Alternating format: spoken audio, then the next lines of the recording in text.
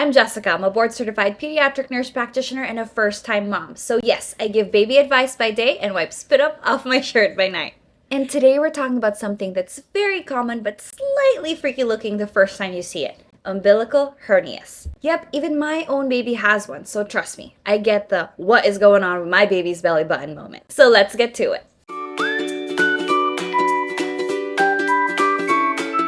So what even is it?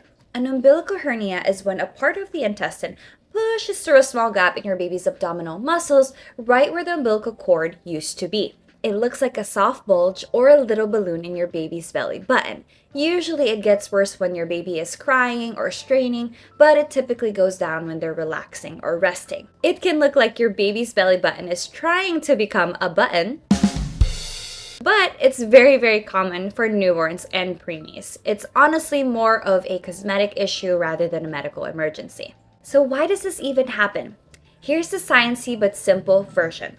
So basically, when baby was in mama's womb, the umbilical cord passes through an opening in their abdominal muscles. And after birth, they're usually supposed to close. That hole is supposed to close. But sometimes the muscles take their time. It's not because you did anything wrong, so don't blame yourself, don't freak out. You didn't miss a magical belly button massage or a special wrapping technique. It's just one of those things that happens. So how is it diagnosed? Simple answer, physical exam. You're likely going to know that the baby has an umbilical hernia just by looking at their belly.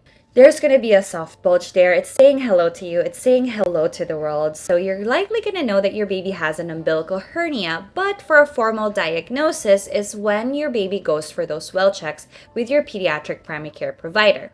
Your pediatric provider will likely touch that hernia and see if it can go back to its original place. That is called reduction. And if the hernia is massaged back to its place and comes right back out once that thumb comes out, that is what we call easily reducible hernia.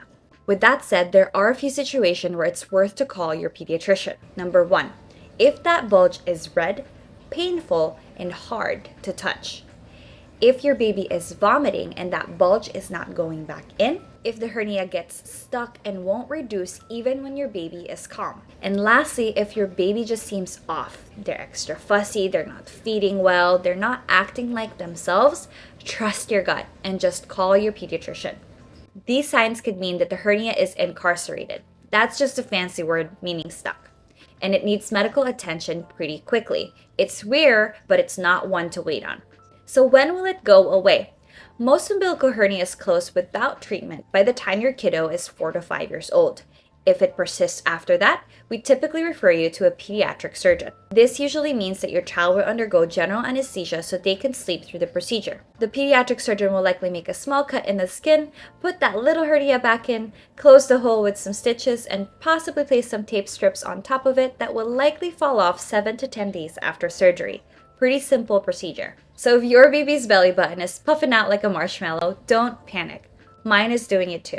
And trust me, I was freaked out at first. Even though I see this all the time in clinic, I was freaked out. So I completely understand.